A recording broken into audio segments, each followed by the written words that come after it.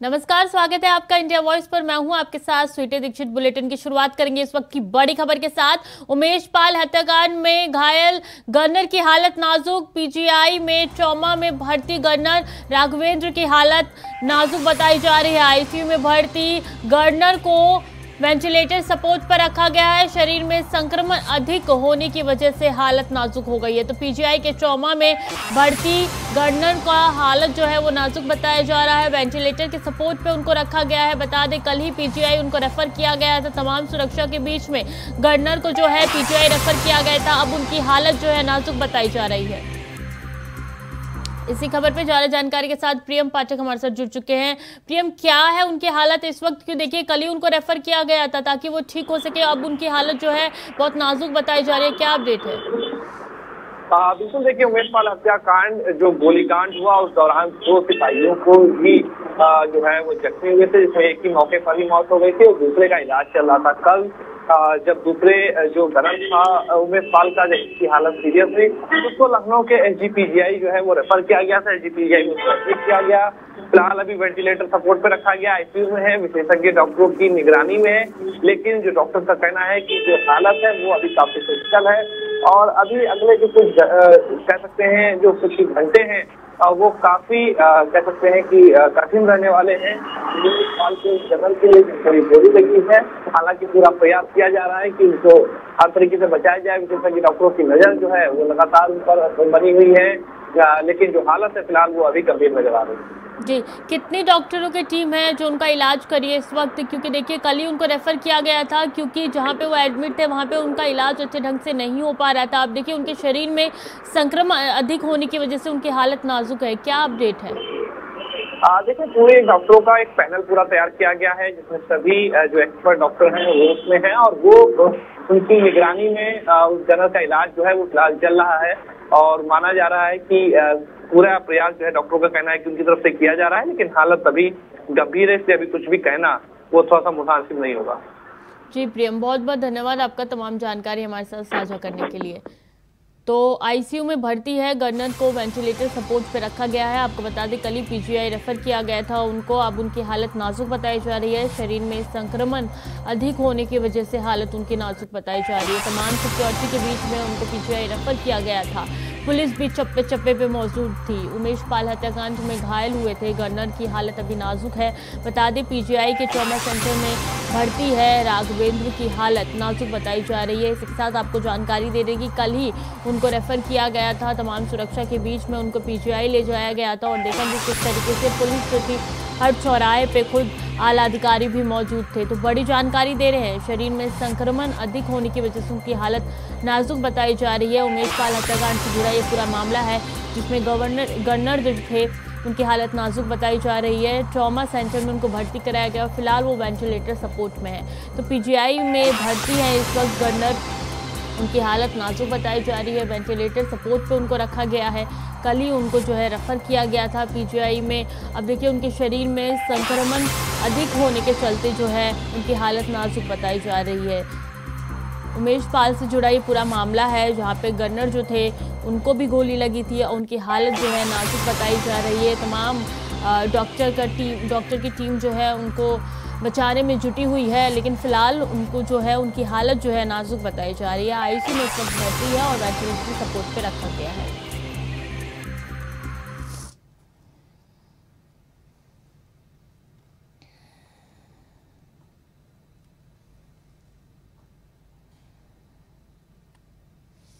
और बड़ी जानकारी रायबरेली से, केंद्र सरकार की विद्युत सुधार योजना बदले जाएंगे जर्जर तार और खंबे। 5,31,000 उपभोक्ताओं को लाभ। बिजली की कटौती से उपभोक्ताओं को निजात। केंद्र सरकार की विद्युत सुधार योजना के तहत रायबरेली में जर्जर तार और खंबे बदले जाएंगे, जिसके लिए 264 करोड़ रुपए खर्च होने की बात बताई जा रही है। इससे 5,31,000 उपभोक्ताओं को लाभ मिलेगा। बता दें कि रायबरेली में कुल 54 विद्युत उपकेंद्र है जिसको लेके है लाभ मिलेगा। जर्जर और खंबे हटाए जाएंगे। तो बड़ी जानकारी हम आपको दे रहे हैं रायबरेली से, वहां पे जर्जर तार खंबे हटाए जा सकते हैं। 5,31,000 उपभोक्ताओं को इससे लाभ मिलेगा। तो विद्युत की जो परेशानी है, गर्मी आने वाली है, ऐसे में बिजली की परेशानी होती है वो दूर किया जाएगा।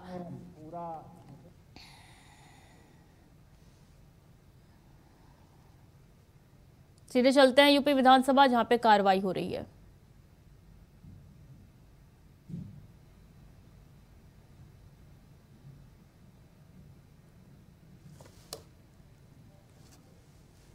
उनको वो पे ग्रेड भी और वो प्रमोशन के प्रावधान भी उपलब्ध कराने का प्रयास करेगी। और दूसरा ये कि जो पद खाली हैं उनके लिए जिला पंचायत, क्योंकि अभी रोक लगी हुई है, मगर जिला पंचायत स्वतंत्र हैं आउटसोर्सिंग से उनकी भर्ती करने के लिए। धन्यवाद। आपका पूरा उत्तर आ गया मेरे ख्याल अतुल जी। जितने विषय आपने पूछे थे सारे विषय के ऊपर माननीय मंत्री जी ने, आप एक पूछ लो, लास्ट पूछ लीजिए। माननीय मंत्री जी ने ये कहा कि आउटसोर्सिंग के माध्यम से, अभी फिलहाल जब तक वो नहीं होता तब तक उन्होंने कहा कि नियमावली। मैं बस एक चीज और आपके माध्यम से माननीय मंत्री जी से कहना चाहता हूँ, आप पूछ लीजिए कि जिला पंचायत का जो पद है अध्यक्ष का, वो पूरे जिले को कहीं ना कहीं प्रभावित करता है। और उसमें जो कर्मचारियों की इस समय नियमित कर्मचारियों की कमी है, मान्यवर बैकलॉग के माध्यम से या जितनी कमी है उनको अगर सरकार भर ले तो उससे आपकी नौकरियां भी लोगों को मिल जाएंगी नियमित, और साथ साथ पूरे जिले में जो परेशानी दिक्कत इस समय आती है उसको भी कहीं ना कहीं लाभ पहुंचे। धन्यवाद। आपने संज्ञान ले लिया माननीय मंत्री जी। तो संख्या 2 श्री पंकज मलिक। अन्य अध्यक्ष जी, कानून व्यवस्था का मामला बड़ा गंभीर है, सबके सामने है इलाहाबाद की और कानपुर की घटना। पर जो सवाल मैंने पूछा था मैं उसके संदर्भ में माननीय मंत्री से पूछना चाहता हूं। मैं आपके माध्यम से सरकार से पूछना चाहता हूं, सवाल के जवाब में इन्होंने वैज्ञानिक विधि का जिक्र किया है। क्या सरकार बेतहाशा अपराध को रोकने के लिए सभी सेंसिटिव जगहों पर, भीड़ की जगहों पर, विद्यालयों पर, अस्पतालों पर, बस अड्डे पर सीसीटीवी कैमरे लगाने व सभी जनपदों में फॉरेंसिक लैब बनाने का काम करेगी? मान्यवर, दूसरा मेरा सवाल है, 15 मार्च 2020 से 22 दिसंबर 2022 तक के संदर्भ में मैंने पूछा, इनका जवाब आया है, उसी पे मैं पूछना चाहता हूं 10/90 पर कितनी शिकायतें कुल दर्ज हुई इस समय सीमा के अंतर, कितनी सच पाई गई, कितनी पे क्या कार्रवाई हुई, यह जानना चाहता हूं। मान्यवर, महिला उत्पीड़न के बड़ी संख्या में इन्होंने जो मुकदमे मुझे बताए हैं, कहीं ना कहीं मुझे ऐसा लगता है कि देश में सर्वाधिक हो सकता है कि ये मुकदमे हो महिला उत्पीड़न के। क्या सरकार विशेषतः महिला उत्पीड़न के मामलों को रोकने के लिए कोई विशेष योजना अलग से बनाएगी? मान्यवर, एक और छोटा सा क्वेश्चन मेरा है, साइबर क्राइम द्वारा महिलाओं के बढ़ते उत्पीड़न को रोकने के लिए सरकार क्या कार्रवाई करेगी? ये 4 मेरे प्रश्न है सरकार। माननीय मंत्री जी, माननीय मंत्री जी 2 माननीय और सदस्य इसमें हैं, आप कहें तो उनको भी बुला लें, एक साथ जवाब दे दें कि आप पहले जो बुला लें। श्री बेचई सरोज, आप पूछ लीजिए।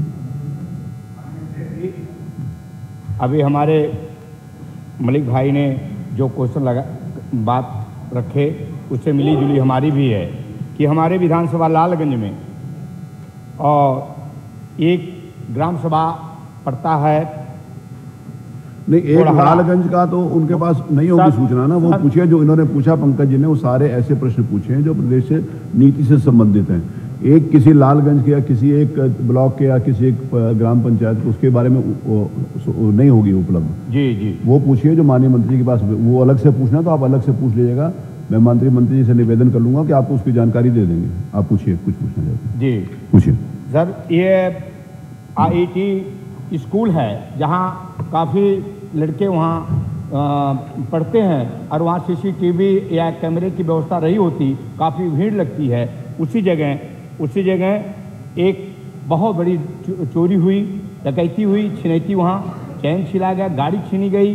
मान्यवर, अगर वहाँ CCTV रही होती या व्यवस्था रही होती तो आज वह डकैत चोर गिरफ्तार होते। ये भी हमारी मलिक भाई से मिली हुई पूरे प्रदेश में इस तरह की, पूरे प्रदेश में सर जहाँ भी भीड़ है, जहाँ भी इस तरह। और सर एक हमारे यहाँ का थोड़ा सा मान्यवर हम महिला के विषय में कहना चाहते हैं। एक हमारा करीबा गोपालपुर गांव है, महिला के ऊपर काफ़ी लोगों ने मिलकर उसके साथ मारा पीटा भी, उसके साथ दुष्कर्म भी हुआ। अभी तक का ना वो महिला अस्पताल में थी, लेकिन अभी तक उसके ऊपर का ना कोई सार कार्रवाई नहीं हुई। आप लिख के दीजिए। जी जी। श्री जगदीश नारायण जी। तो मंत्री जी से मैं जानना चाहूँगा कि आपका जवाब आया है 100 और 102 की बात की गई है, जहाँ सेंटर स्थापित है। मैं जानना चाहता हूँ कि जब आज की तारीख में 102 के लोग जाते हैं मौके पर, क्या उनकी मॉनिटरिंग वहाँ से सीधे होती है? उनका वहाँ से जाते हैं मौके पर तो उनको यहाँ सेंटर पर बताया जाता है कि हम क्या कर रहे हैं, क्या नहीं कर रहे हैं? पहला प्रश्न यह है। दूसरा ये है, माननीय, आज की तारीख में गाँव में राजस्व विवाद या आबादी के विवाद बहुत बढ़ते जा रहे हैं। सुलभ हैं, जैसे 102 के लोग सुलभ हैं, तुरंत लोग फ़ोन करते हैं और मौके पर लोग पहुंच जाते हैं। मैं जानना चाहूँगा मंत्री जी से, क्या राजस्व विवादों में या जो दीवानी न्यायालय संबंधित विवाद बिना सक्षम अधिकारी के 102 के पुलिस अधिकारियों को उसको मौके पर जाकर रोकने का या बनवाने का पावर है कि नहीं है? एक ही। तीसरा ये है कि जब वो मौके पर जाते हैं तो अगर संबंधित कोई पक्ष होता है उसको अरेस्ट कर लेते हैं, क्या उनको अरेस्टिंग का पावर है कि नहीं है? माननीय मंत्री जी। माननीय अध्यक्ष जी, हमारे माननीय सदस्यों ने जो कानून व्यवस्था के संबंध में जिज्ञासा प्रकट की है, तो हम आपको बता दें कि प्रदेश में ही नहीं बल्कि देश में आज सबसे ज़्यादा इस बात की चर्चा है कि उत्तर प्रदेश में कानून व्यवस्था की स्थिति में पहले के मुकाबले में बहुत बड़े पैमाने पर सुधार हुआ है माननीय, और हर तरह से आपने महिलाओं के संबंध में जो अपराध हुए उसके बारे में जानकारी की। मैं आपको बता दूं कि भीड़ भाड़ वाले इलाके में खास तौर से ये व्यवस्था है कि हम हर तरह से उसमें फुट पेट्रोलिंग करें और फुट पेट्रोलिंग के माध्यम से लोगों में ये जानकारी भी रहे कि किसी प्रकार का अगर कोई अपराध घटित होता है तो उसके बारे में सरकार सतर्क है, सरकार कार्रवाई ज़रूर करेगी और कार्रवाई करती भी है माननीय। हमने इनको बाकायदा जो इन्होंने पूछा था, हत्या, तो डकैती, लूट और महिलाओं के संबंध में बलात्कार और महिलाओं के साथ जो दुर्व्यवहार हुआ उसके बारे में, इन चारों के बारे में हमने विशेष रूप से इनको अलग अलग स्थिति की जानकारी भी दी है माननीय। ये फूड पेट्रोलिंग की जो व्यवस्था है माननीय, पुलिस थानों में प्रतिदिन सायंकाल के समय बाजारों, भीड़ भाड़ वाले स्थानों पर पुलिस और नियमित एवं प्रभावी फूड पेट्रोलिंग की व्यवस्था सुनिश्चित की गई है। फूड पेट्रोलिंग की मॉनिटरिंग हेतु तो एकीकृत फूड पेट्रोलिंग पोर्टल विकसित किया गया है, जिसमें प्रतिदिन जनपदों व थानों में की गई फूड पेट्रोलिंग की फोटो अपलोड कर उनकी समीक्षा की जाती है माननीय। इसके अलावा जो महिलाओं के संबंध में अपराध की बात कही है माननीय, उसके बारे में रोमियो स्क्वाड हमने बनाया और रोमियो स्क्वाड का जो हमारे पास इस समय आंकड़ा है वो भी हम आपके सामने माननीय बताए देते हैं कि हम हर तरह से हमने इस बात की चिंता की है कि किसी भी तरीके से महिलाओं के संबंध में जो अपराध हैं उनको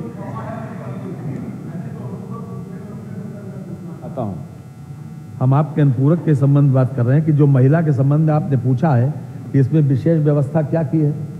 इसमें विशेष व्यवस्था जो की है, जब से ये सरकार आई, विशेष व्यवस्था ये है कि अपराध एक तरफ तो रोकने का प्रिवेंटिव और दूसरी तरफ किसी न किसी रूप में उनको अगर वो किसी न किसी रूप में अपराध करते हैं तो हर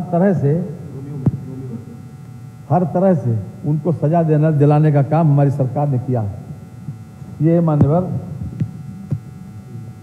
एंटी रोमियो स्क्वाड का जो हमारे सामने हमारे पास प्रदेश में महिलाओं की सुरक्षा हेतु सशक्तिकरण एंटी रोमियो स्क्वाड महिला सुरक्षा के दल एंटी रोमियो स्क्वाड का गठन कर 22/3/17 से 10/2/23 तक के 70,83,511 स्थानों पर चेकिंग की गई तथा 2,20,17,197 व्यक्तियों को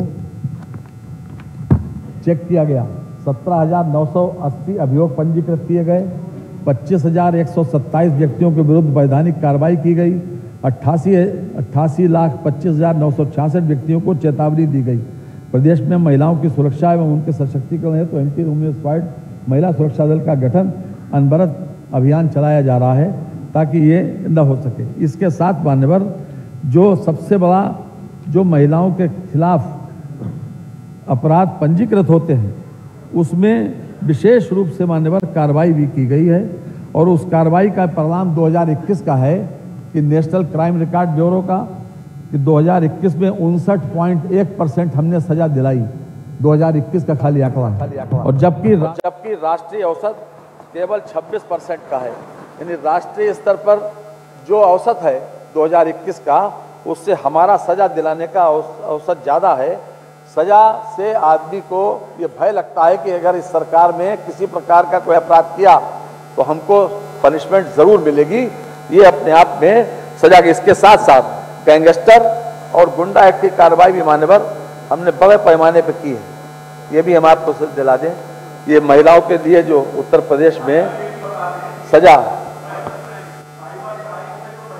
के खिलाफ जो अत्याचार महिलाओं को सताया जा रहा है साइबर क्राइम द्वारा, उस पर क्या करेंगे? फोरेंसिक लैब का मैंने कहा और सीसीटीवी कैमरों के लिए कहा। बहुत सारी जगह मान्यवर ऐसी है जहां जरूरत है आज सीसीटीवी कैमरों की। जी, सीसीटीवी कैमरे बड़े पैमाने पर लग रहे हैं। पहले सजा की बात बता दें और उसके बाद आपका जो साइबर क्राइम है उसके बारे में पूरा एक अभियान चल रहा है। कहीं पर से किसी प्रकार की कोई ढिलाई नहीं है। जिस प्रकार से अपराध होते हैं सरकार उससे आगे आगे ये फोर्स सी करके, ये पहले से इस प्रत्याशा में कि अगर ये कल को ये होगा तो हम ये करेंगे, इस प्रकार से ही कानून व्यवस्था के ऊपर नियंत्रण कर पाए और तभी प्रदेश की सरकार का परसेप्शन अच्छा बनाए, जनता में भी, देश में भी और विदेश में भी।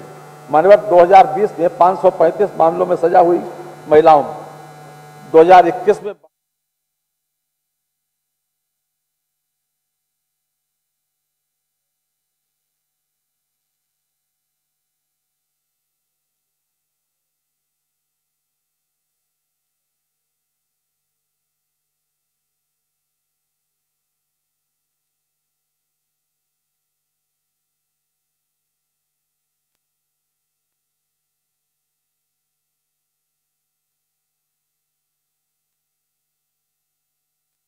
और खबरों में आगे बढ़ेंगे। बड़ी जानकारी सिसोदिया मामले से जुड़ी इस वक्त की बड़ी खबर। मामले में सुप्रीम कोर्ट में दायर हुई याचिका, मामले में 3 बजे होगी सुनवाई। बड़ी खबर आपको दे रहे हैं सिसोदिया की गिरफ्तारी से कि 3 बजे सुनवाई होगी। सिसोदिया मामले से जुड़ी इस वक्त की बड़ी जानकारी दे रहे हैं। मामले में सुप्रीम कोर्ट में दायर हुई याचिका, मामले में 3 बजे सुनवाई होगी। बड़ा अपडेट दे रहे हैं सिसोदिया से जुड़ा हुआ। मनीष सिसोदिया की गिरफ्तारी के बाद आपको बता दें, बड़ा अपडेट दे रहे हैं कि किस तरीके से 3 बजे सुनवाई होनी है। मामले में याचिका दायर कर दी गई है। बड़ा अपडेट सिसोदिया मामले में जुड़ी इस वक्त की बड़ी खबर आपको बता रहे हैं। मामले में 3 बजे सुनवाई होगी। बड़ी जानकारी दे रहे हैं, मामले में 3 बजे सुनवाई होगी। सुप्रीम कोर्ट में दायर हुई है याचिका, मामले में 3 बजे सुनवाई होगी। आपको बता दें कि मनीष सिसोदिया के गिरफ्तारी से ये पूरा खबर है, पूरा मामला है, आपके साथ साझा करें कि किस तरीके से 3 बजे सुप्रीम कोर्ट में सुनवाई होगी। बड़ा अपडेट दे रहे हैं, मामले में सुप्रीम कोर्ट में दायर हुई याचिका,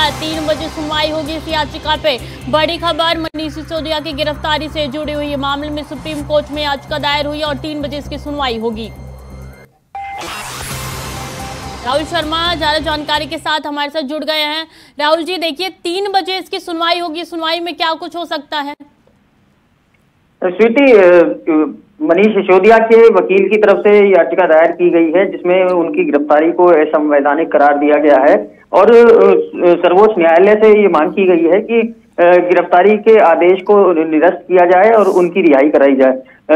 कई ग्राउंड इसमें मनीष सिसोदिया के वकील की तरफ से दिए गए हैं जिनके आधार पर सुप्रीम कोर्ट में ये दावा किया गया है कि सीबीआई ने जो गिरफ्तारी की है वो केंद्र सरकार और बीजेपी के हाथ की कठपुतली बनकर ये कार्रवाई हुई है, जबकि जो 2021-22 में दिल्ली की सरकार ने नई आबकारी नीति लागू की थी उसमें किसी तरह की कोई धांधली नहीं हुई है।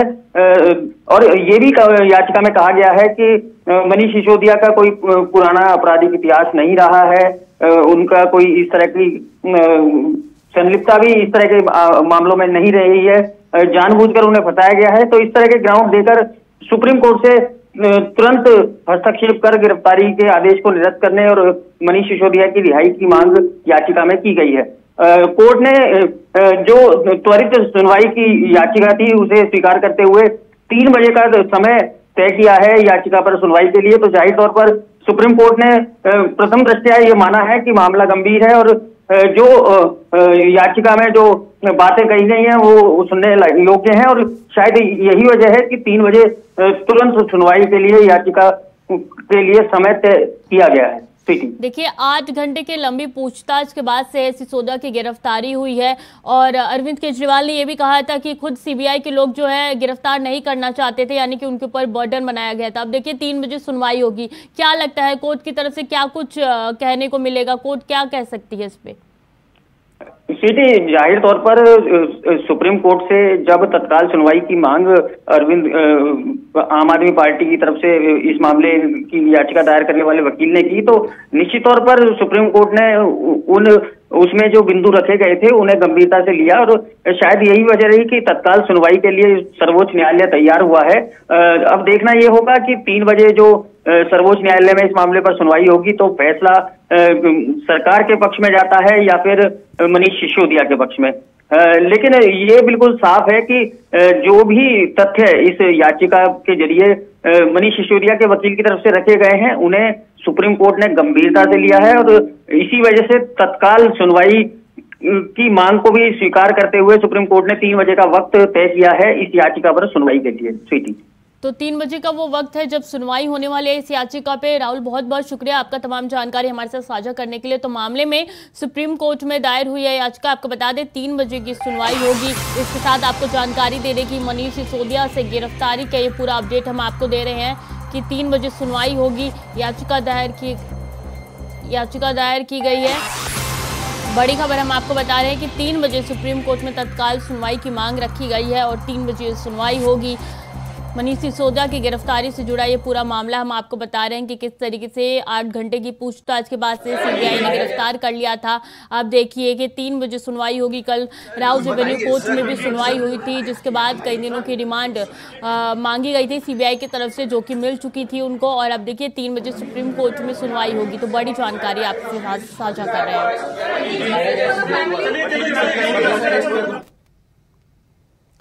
रायबरेली में भीषण सड़क हादसा हो गया, जिसमें 3 लोगों की दर्दनाक मौत हो गई। दरअसल यह हादसा छुट्टा मवेशियों से टकराने से हुई है। बाइक सवार युवक किसी शादी के समारोह में वापस लौट रहे थे और तभी यह हादसा हो गया। सूचना मिलने पर पहुंची पुलिस ने शव को कब्जे में ले लिया है। पूरा मामला बछरावा थाना क्षेत्र का बताया जा रहा है। घनश्याम खेड़ा हम लोग एक विवाह समारोह में शामिल होने के लिए आए थे।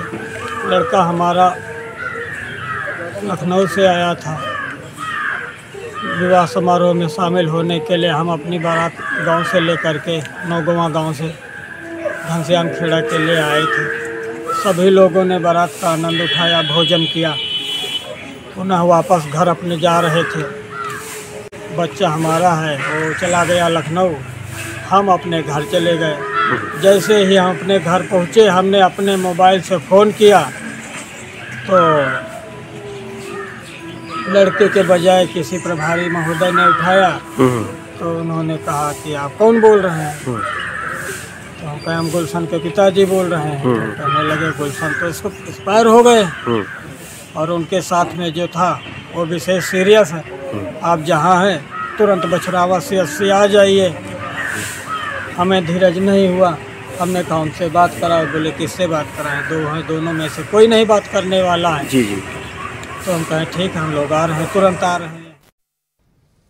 फिलहाल के लिए बुलेटिन में इतना ही। बाकी खबरों के लिए देखते रहिए इंडिया वॉइस।